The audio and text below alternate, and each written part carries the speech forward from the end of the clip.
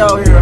Was supposed to be my best friend, main man, my right hand. My day one, hold me down, be my hype man. Yes. And I first want to say thank you so much for coming. Thank you for having me. And I did listen to some of the Ready to Live album, and that's the one that you just released. So, how do you go about your songwriting and actually producing the album?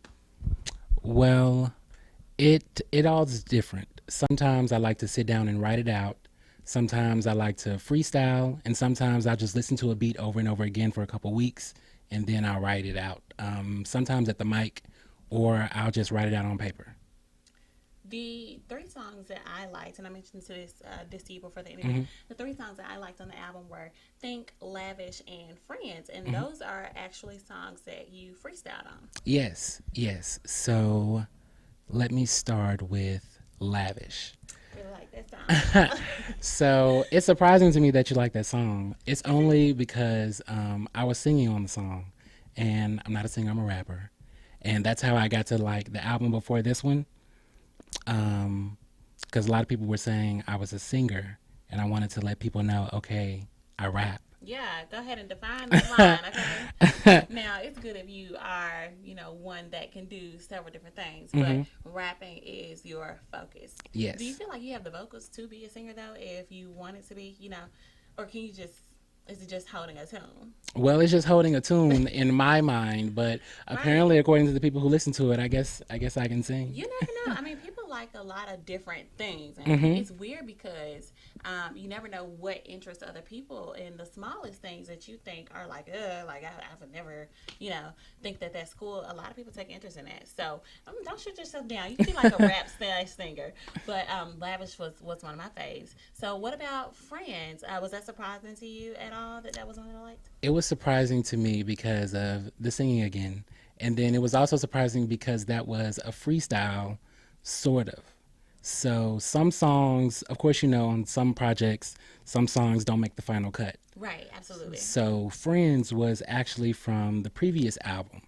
Okay.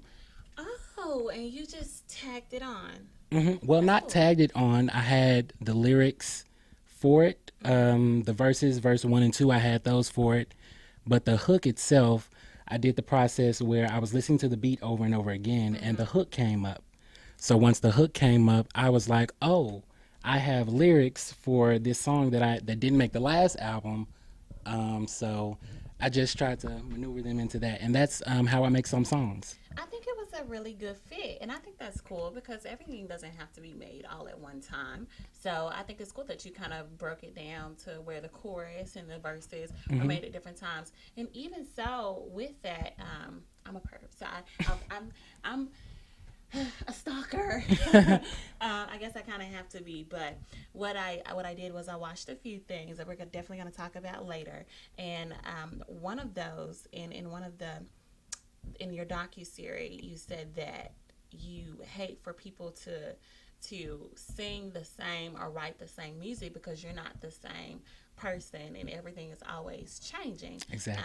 And so do you feel like you were in a different space when you wrote the verses on that specific song opposed to when you wrote the chorus? Yes. I feel as if through time, you're not the same person you were a year ago. Right. Like we were talking before the interview of when I knew you in high school versus now. Right, because now I got 3 kids. And a lot has just changed, and I think it makes it exciting for the listener every time that you come out with something and it's different.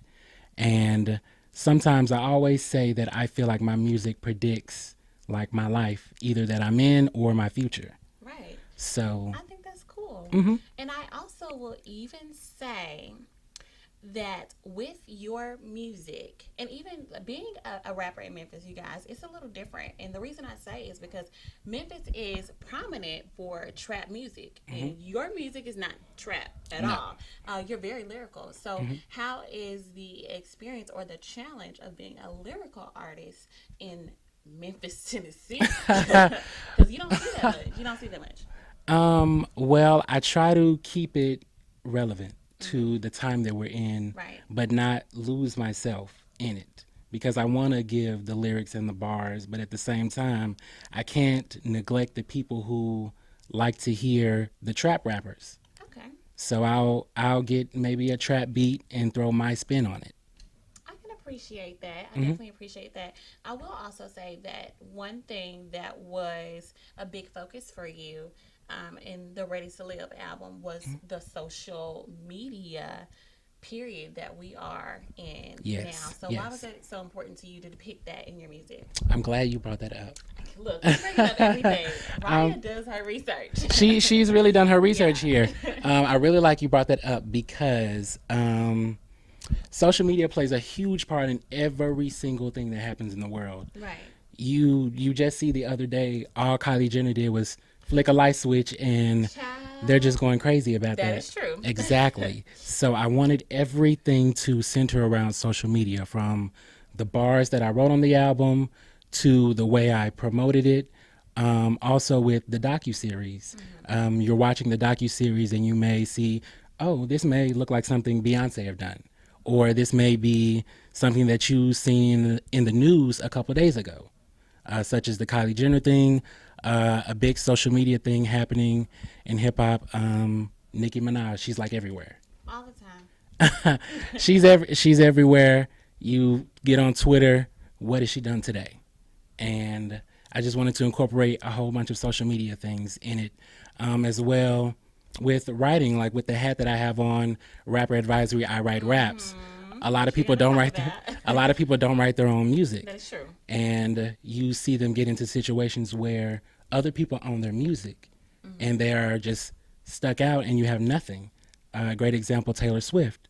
She just had all of her music stolen from her, and so I wanted to highlight that on the album, just different social instances to give people, oh, this is really happening in the world, and not just music you're gonna bop to for a week and forget about it. Right, and I think that's super important. Reason being is because when you're listening to music, or not even just listening to music, like anything that you take interest in, Hmm. you want to be able to find a way that it connects to your world, Hmm. and to the other things that you take interest in, or that you bring your focus to, so that it all bridges together and kind of meshes well, and you're able to connect better on a deeper level when you're able to, make a full circle Hmm. with everything that you do in your life, with your music, your work experience, and everything. It's good to make a full circle. What I will say is that a lot of people shy away from doing that because they want their products to be timeless. Was that something that you thought about or that you considered when you made the album? Yes, I don't want any of my music to be just sporadic. Right. I didn't want it to be to where, okay, this is popping for this week and Right. that's it. Right. I wanted to, that's why I like to rap lyrically and not do the trap rap mostly. Which I appreciate. Like, I like trap music, but you can get a good Well, of course, we song. all like trap Yeah, we music. got it. We got a lot now. You got it in Even there. if it's 10, so you got a lot. But it's good to listen to lyrics that make you think, and that kind of, like I said, give you something to connect to. So Hmm. that I very much so appreciate. So we're gonna take a break here, and on the break, I want you to take a look at the docu series that you put out, and we'll be right back. All right. Yeah, I'm a young CEO, it's Jew. It's not what I want, it's who. My glue be tight like the crew. Yeah, whoa, whoa. A lot of people don't know that I do this on my own. So I feel it's my duty as an artist to show people that you are very capable of doing anything you want as long as you put your mind to it. And I had this idea of a whole bunch of TV screens piled up because we live in the social media era, so everyone's always looking at a screen.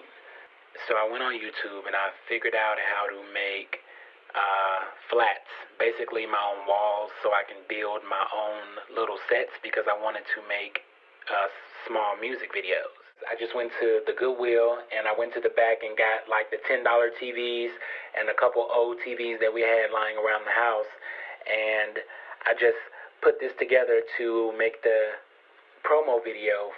You have all these social media people, they're using their green screens just doing stuff at their house.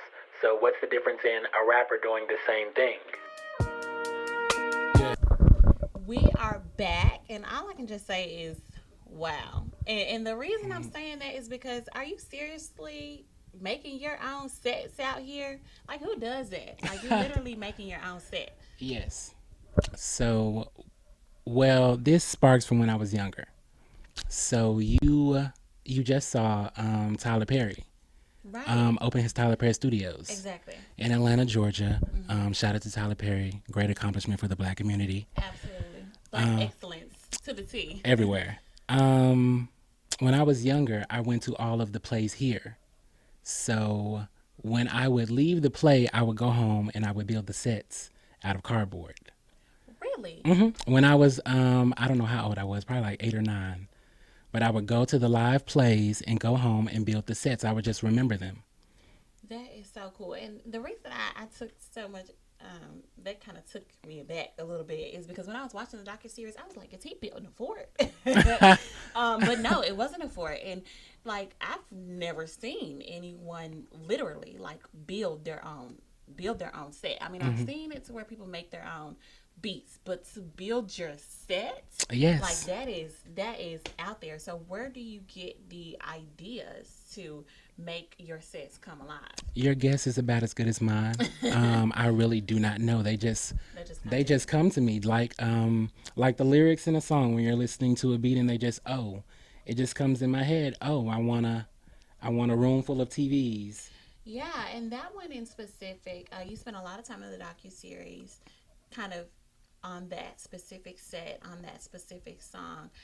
I thought that was genius, and just watching you do it, I was just thinking like, you know, how does that even? Because I'm on stick figures. I never came off of them, and being honest, fun fact, I've never taken an art class a day in my life. So that was just rocket science to me, mixed with the Pythagorean theorem and everything of that such. So, with you building your own sets, do you ever have people ask you to build theirs as well? Like, is that something that you have capitalized on or thought about capitalizing on? No, Because it's a actually. bag. No, actually, I just kept it a secret.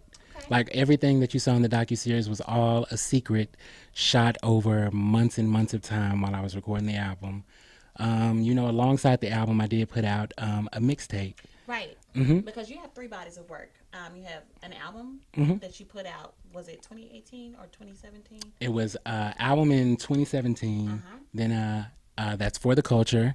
I saw that one. Album in 2018, The Commencement when I graduated college, and this one, And then Ready you to have a Live. mixtape in between. Hmm. Okay, so the mixtape is what I missed. Okay, I learned something today. Cool beans. Yes, the mixtape was just in the age that we're in and how quickly everybody consumes music.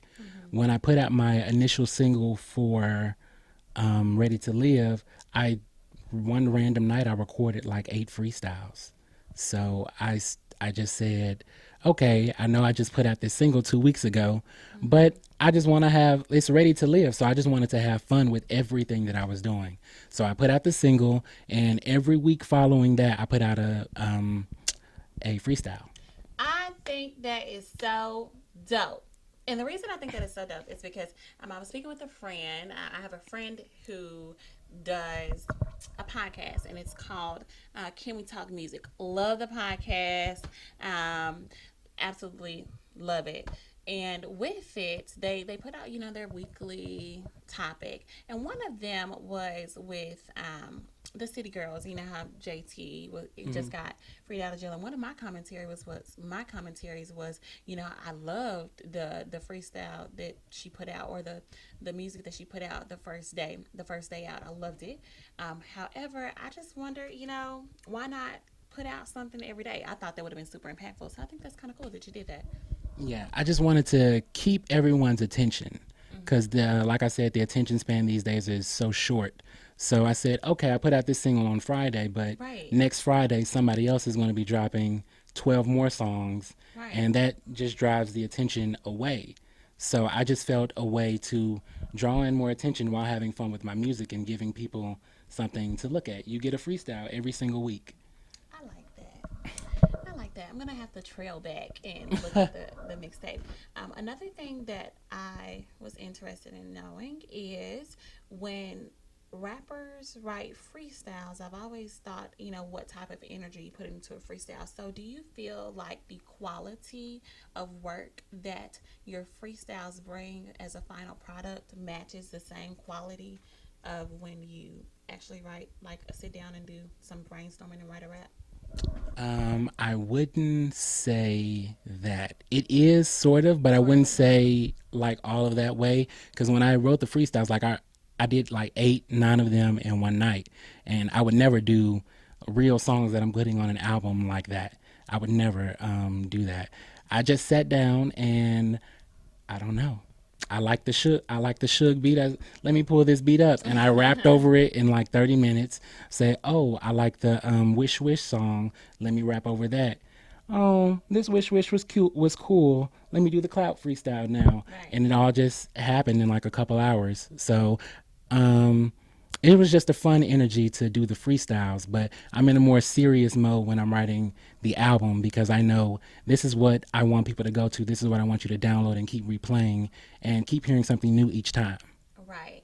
And like you said in his docu series, no one is gonna put the energy into your work the way that you will. So Exactly. we're gonna take a break here. On the break, we're gonna get a little sneak peek on one of my favorite songs from the album. If you haven't listened to it yet, here's your chance. We'll be right back. Glasses raised out of winners be. Hold them high like Sopranos be. Don't need no negativity surrounding me. 'Cause at the end of the day, all you got is your family. Hard work and determination. Now I'm teaching niggas like an education. Know your place in the equation, then pop out and kill them all with patience. So when it's time to stun on these niggas, I knew all their motives of operation. I possess the power to change generations. I'll never be complacent, and it's going down like a fucking basement. I'm at the top and ain't no nigga adjacent, and I see you niggas paying for them placements. Another level of new devil, try and steal the ice from your neck and your bezel. God entrusted me with this gift, I'm the vessel, so I must stay on another level. My favorite song from the album. I just had to share that with you guys. And you, Jack of all trades, let's talk about this hat that you have on. Yes. Let's talk about this hat. So you have merch, a lot of merch at that, and all of it looks dope. What made you want Thank to go you. into that? Well, I wanted to think of more ways to get people eyes. Of course, that's what you always want. You're trying to get people's eyes. Right, because my eyes was caught. That hoodie, the hoodie was it, y'all. I'm gonna post some pictures of it later, but you definitely have to shop. I like I said, it was just like the music and the freestyles. I just wanted to have fun with everything. So these crazy ideas just popped into my head, and just like this shirt and the hat, I just put it on something. I think it's cool. So when we spoke earlier, Mm-hmm. and so you actually design everything. You don't Mm-hmm. print it, but you design everything that you Right. have. That's really cool. I thought that was super interesting. So with it, right now, what you have advertising, I know you have a hoodie, you have a hat. What else Mm-hmm. is on the merch list? Well, just in case people don't want any hoodies, any hats, I have smaller things like iPhone cases. I also made a fanny pack. I thought that was so cool. I need a fanny pack. Well, I do have the Jug fanny pack from my Suge I remix. might have to cop that. It actually is really nice. It's a nice blue color. I really liked it. And I'm typically just designing things that I know I would wear. Cool. I have no one else in mind. Typically, like, oh, this will look good if someone were to do this. Right. I'm like, well, I would wear this, so let me design this. That's what's important. And on your hats, we can't ignore the fact that it says Rapper advisory. I write raps. raps. Yes. So with that, why was that something that you felt important enough to put in the hat? Because people don't write the raps out here these days. It's a shame that we've gotten this way in hip hop, but people just don't write their raps. And I just wanted to make it clear that every word that you hear, no matter if it's my song, a freestyle, a feature, I wrote it from beginning to end. Do you feel like that's a bad thing though, that people don't write their own raps? Like, is it bad for a rapper not to write their own raps? Well, I like to put it like this to have people think of it in this way. If you walk up to a singer and they tell you they sing and they start singing you a Mariah Carey song, that's fine because they're singing and you're judging the vocal. you're judging your range, how high they can hit those notes. Right. But if you meet a rapper and they tell you that they rap and they start spitting a Meek Mill verse, you just like, whoa, what's up? I've never thought about it like that. Whenever I tell that Okay. scenario, people That think like, whoa, okay, that okay. clicks. Okay, that clicks. That makes a lot of sense. I will say that a lot of what we see now is sometimes we'll see like a half and half Hmm. where the artist has written that was wrong. The artist has written half of the album, and then the other half, it's written by someone else. I've even seen where people co-write, Hmm. where like they'll sit and they'll brainstorm together, Hmm. and it just comes out to a single or a project that is co-written by someone else. How do you feel about the co-writing? Is that Oh, still a dud? no, that's perfectly fine if it's a collaborative effort. Everyone's there. You worked on it together. Everyone's properly credited Right. in the song. That's perfectly fine. But to deceive the people who are listening to you, to have them think that you wrote all of this when in actuality you didn't, That's that's true. that's the part that Okay. gets to me. I've never thought about it that way, and you're absolutely right. If someone says that I rap, I would expect them to Hmm. start giving me the Something. giving it to me with their own rap. So that makes Hmm. a lot of sense. I've never thought about it that way. So with everything that you have going on, tell us where we can find the docu series, and also where we can buy your merch. Well, you can find the docuseries on YouTube as well as IGTV. I'm going to be posting up the entire episodes.